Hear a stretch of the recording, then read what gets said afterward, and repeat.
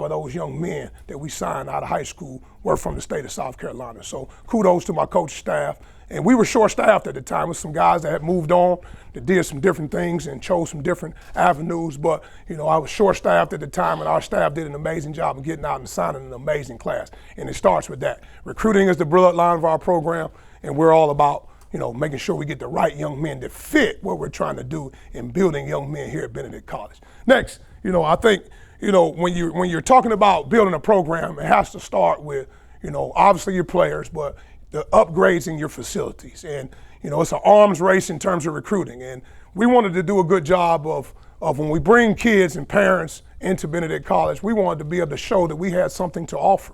And we felt like we had something special that we can offer here at Benedict College. So when we brought parents in, a lot of times when they came in and saw what we had to offer in terms of our upgrades to our brand new weight room, our upgrades to our coach's office, our upgrades to our locker rooms, our upgrades to all the facilities, the things that we do here, we wanted to make sure that they understood the mission. Ultimately, at the end of the day, it was about graduating their young men. All right, that's what it's all about. At the end of the day, yes, we want to win championships, but we want to win souls. And we want to make sure that we have young men that are serious about chasing A's in the classroom, B's in the classroom, C's are championships, and D's are degrees. If they didn't fit that mission, then they weren't the right fit for here at Benedict College. So I think we did an excellent job of going out and getting the right guys. And a lot of times, when their parents sat down with me one-on-one and they talked about, their son choosing Benedict College, ultimately they came down to why not Benedict?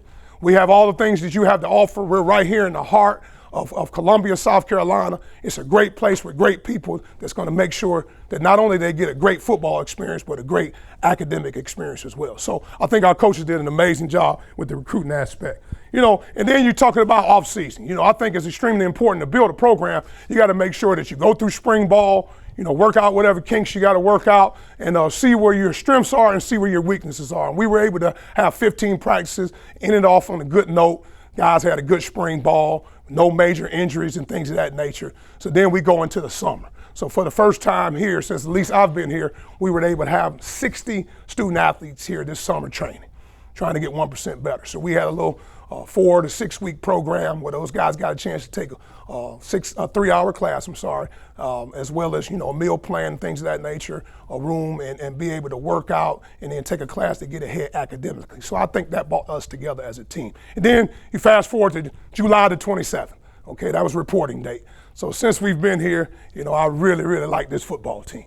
We were able to put some pieces of the puzzle together. We signed multiple transfers at different positions that had the opportunity to come in and compete for positions, and they've done that thus far. So we're super excited about the young men that we have brought to the program, not only the high school signees, but the transfers as well. So, I think at this point, we've just wrapped up practice number 17 of training camp, and we're still in training camp mode. We're still 2 weeks out from kickoff, so our guys are still focused and locking in on trying to get better and still competing for positions. And I think we're to the point where, as I look around the room, we have some amazing young men that really have 100% bought into this program, and in more ways than one. And I'm super excited about the young men that we have in this room, and I'm really, really excited about this football team that we have assembled here at Benedict College. So, when you look at, we've gone through 17 practices. We've had 2 full scrimmages, full padded scrimmages. We're healthy. We're a healthy football team for the most part. And as a head coach, that's probably one of the biggest goals and aspirations you want to have coming out of training camp is make sure you have a healthy football team. And I think we do have that. So I'm extremely excited about that. And there's a lot of competition battles that are still taking place in our program.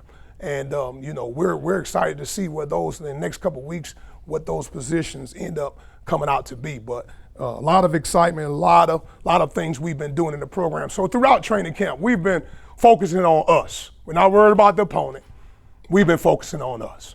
So as a football team, we have come together and decided to read a book as a team. And the book is called Chop Wood, Carry Water.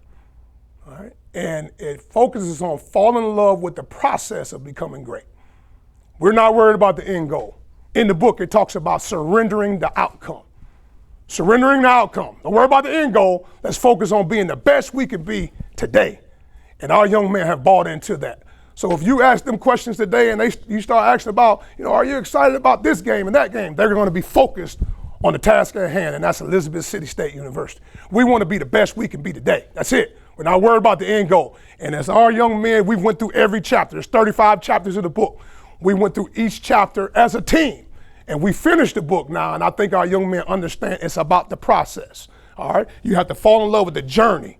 We all want championships at the end of the day. But we have to fall in love with the process of becoming great and being the best we can be each and every day. If we can win today and we keep putting positive days back to back to back, we like our chances when it's all said and done at the end of the year. So, that's been our main focus. One of our hashtags for the year is pay the fee. Pay the fee. And the fee is focus, effort, and execution. Everybody wants to be a champion, but it costs. It's not free. It costs to be a champion. And you got to put in that hard work, that dedication, that sacrifice, those extra film sessions, all of those things that people don't see. They only see on game day, the end game. But all the work that we put in and day out, and chopping wood every day, carrying water every day, being the best we can be today, guys, I think we got a chance to have a really good football team. But we're going to focus on one day at a time, one play at a time. All right, and I think our young men have completely bought into that. So again, like I said before, I'm excited about this football team, excited about the young men that I have assembled amongst the room.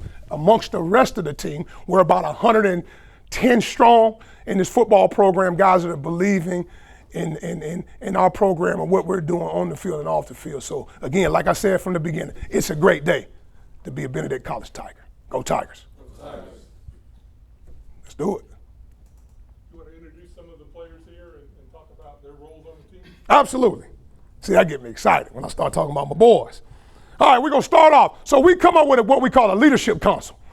So I'm going to start off with those guys. These are guys that we felt, and the teammates, the brothers, that they go to war with every day, have chosen to be leaders per position. So every position has leadership, but some positions have a little bit more than others. So I'll start with the leadership council, the guys that their teammates have chosen to be the leaders. We'll first start off with the offensive line. Always got to start with the big guys up front.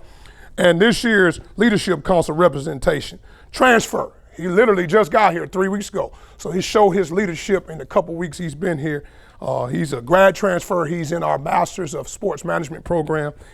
His name is Tyler Pritchett. Stand up, Tyler Pritchett.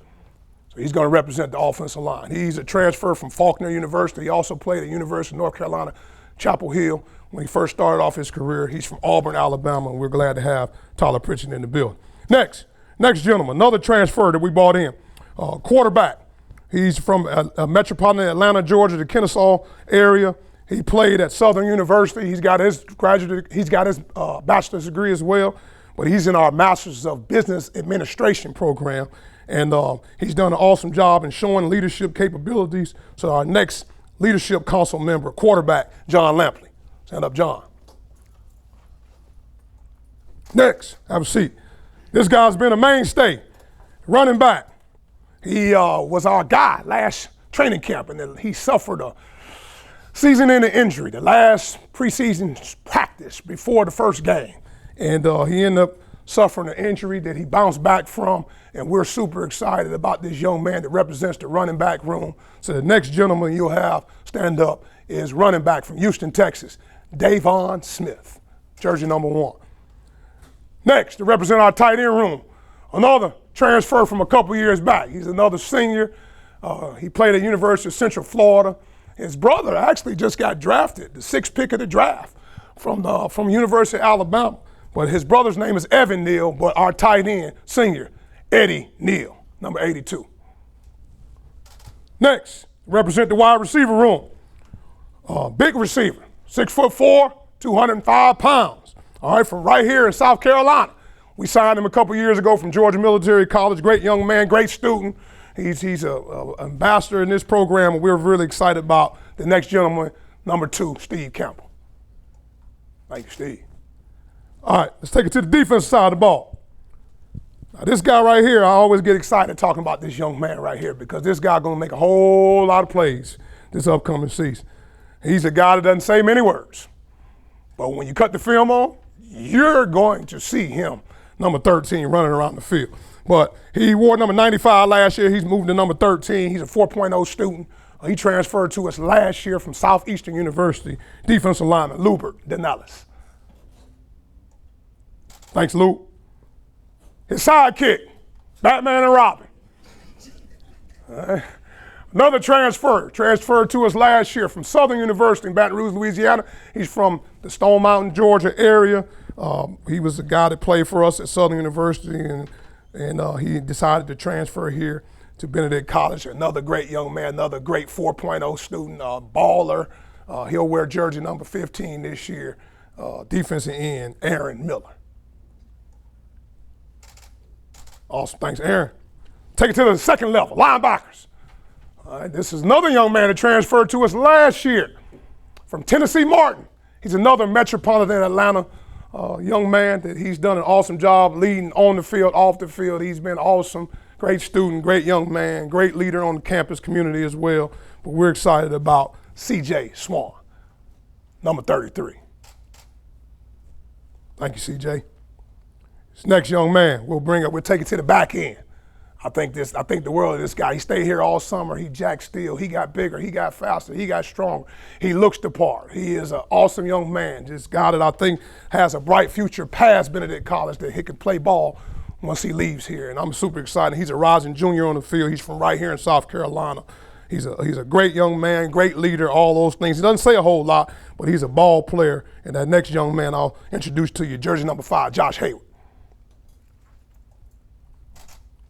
Thanks, Josh. On the other corner, all right? He's another young man that's a senior. He's been in this program a long time. He's from the Metropolitan Atlanta, Georgia as well. He's jersey number 8. He does an awesome job in being a leader and trying to do the right thing. He's grown so much from my time that I arrived here 3 years ago. Super excited about this next young man. His name is Deron Williams, jersey number 8. Next, take it to the back end. Have to start with KP. He's our voice of the team, voice, leader, ball player, 4.0 student, amazing young man, Mr. Donut, Jerron, KP, Kilpatrick, my main man. And then we're going to definitely take it to the back end. Another young man I'm super excited about. He's all the way from the west side, California. He's in his senior year now. He's another great leader, great football player. He's the quarterback of the back end as our free safety for us. We're super excited about this next gentleman. All right, jersey number 4, Fern Romero. My man, Fern. Then we always got to talk about in this program, special teams. All right, because there's an offense, there's defense, there's special teams. There's a third of the game. So this next gentleman he has a special talent that a lot of people can't do. And he's went through some adversity through training camp, but he's finding a way to persevere and see it through. We're super excited about another high GPA young man right here from South Carolina. Awesome, excited about this young gentleman. He'll wear jersey number 52 this year. Dylan Geese, long snapper. My man. Thanks, Dylan. All right, let's take it to a couple other young men they're not on the leadership council, but these are guys that we feel like are in leadership roles, still competing for positions, some of our top players on our team, and we'll continue to talk about these young men. Let's take it to the wide receiver room. All right, 6'3", all the way from New Jersey. He's a great young man. He's been in this program a couple years now. He's doing things the right way. He's a talented young man. He started for us last year as a freshman. He'll be a sophomore coming up. We're expecting big things. Again, another long receiver. We're excited about the young man. Jersey number 19, Tashawn Presley. Super excited about Tashawn. All right, this next gentleman, he's another long one. All right, he transferred to us. I'm looking for him. Where's Reggie?